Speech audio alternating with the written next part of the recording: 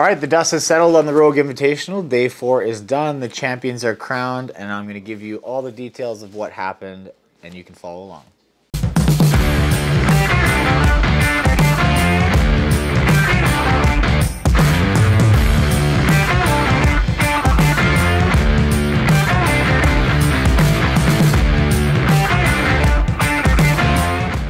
So, what are we now? 4? So day 4 now of the Rogue Invitational.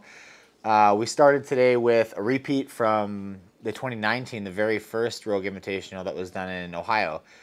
It was dumbbell snatch and deficit strict handstand push-ups on parallettes. 100 pounds for the guys, and the parallette handstand push-up was contentious back in 2019, and it was again. They used the same standard. Basically, it was a 6-inch distance between the feet of the parallettes, which is quite narrow for a lot of the field, given that the men's field has gotten a lot bigger in the last bunch of years.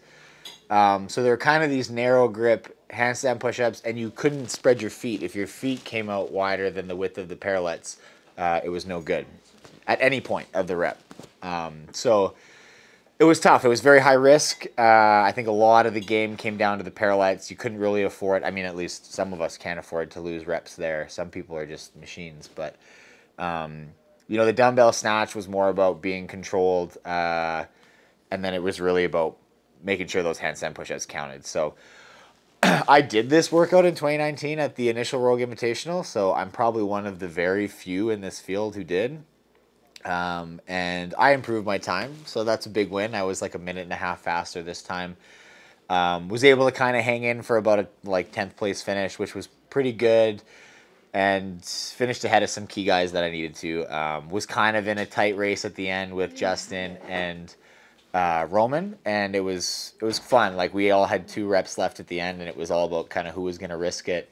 Justin went for the double, and he got it. I went 2 singles because the first one didn't feel that good, and then Roman went for the double and missed his second one. So, you know, a high risk there. That's costly, but I wasn't gonna make a lot of waves in that workout, so I was happy to get by. It was kind of damage control. Really happy to improve as much as I did over last time.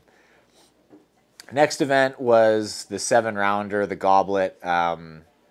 We initially looked at this and it sort of didn't look super threatening. But that's a big field. I feel like the more, after we had done that turtle event, I kind of re-looked at that workout and I thought, that run's going to get really long. And our legs were really heavy at this point of the weekend. So every round you'd come in and you'd do those squats and you have to go run that hill. It played a lot in the run. So, you know, we went in with a plan that the first 4 rounds was kind of about control, and then you can try to, you know, your effort is going to probably increase. Your speed might not. But the plan was to just sort of be consistent and try to chug along. That was a workout that I had kind of earmarked as being a good one for me. The squats have been going well lately, and I have a lot of confidence in my muscle-ups. So being able to come off those squats, run right to the muscle-ups, and jump right up was a huge advantage, not thinking too much about it. And then you could get ahead a little bit, create some separation in that run, try to break the elastic from some competitors. But really the hill, you had to truck it up the hill. Yeah, you had to put it in low gear and just sort of keep your feet moving. And those last 3 climbs, I think kind of round 5 was the worst. And then you were really counting it down how many times you had to run the hill and trying not to blow up as you came down, picking up speed. So, I mean, it was super successful. I took Cole's top time by 1 second. I wasn't exactly sure what the time was, and I was too slow getting on the kettlebell. I was picking my nose a little bit, trying to get over there and pick it up, but managed to edge him out just a little bit for my first event win of the weekend, which was nice. And again, beat some key guys. Roman struggled in that workout, which sort of shuffled the leaderboard up a lot, and it set the stage for a pretty dramatic finale. We expected something really fast, and that the leaderboard would be in significant flux.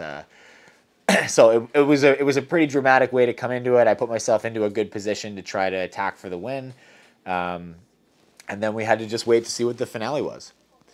And when they announced the final workout, we heard we were doing heavy grace, 225, 30 reps of clean and jerks.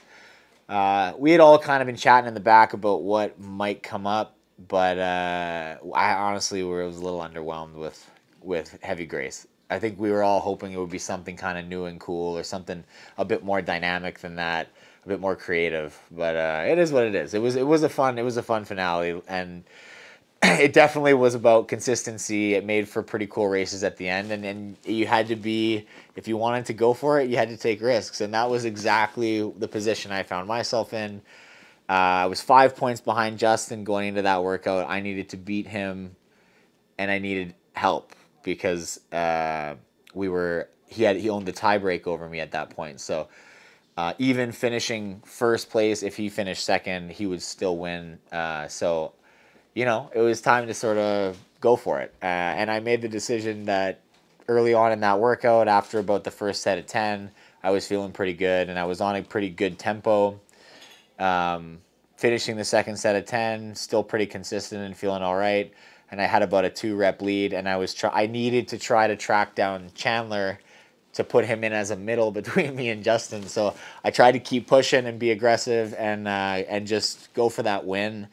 Instead of playing it safe and just trying to just steal a podium spot, and blew up in my face a little bit. So I ended up kind of catching a couple cleans bad, missing the jerk, popping it up, and I could have got away with one maybe, but I had 2 reps that didn't quite go up, and that was all she wrote. So it stings to drop from kind of feeling like you have it in your hand to not even being on the podium after the dust settles there, but that was the way it was. The guys that were in the hunt, Jeff Adler, Chandler Smith, this was also a good workout for them. So you couldn't really lean back too far and play it too safe. So historically, I don't think the best barbell cycler or heavy barbells. So it was good. I think I pushed myself there, and I definitely found the limits. And that was a lot of what we did this weekend was try some new approaches, try some things. Some of these invitational competitions they're big and they're important, but I think it's really important to keep trying to find your limits and figure out what you can take back home to improve on. So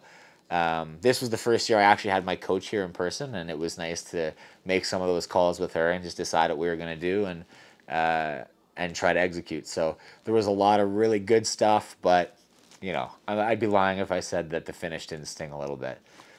But, it is what it is. And I think at the end of the day, I'm happy that I went for the kill. So Justin gets to reign another year, and we'll try to get him on the next one.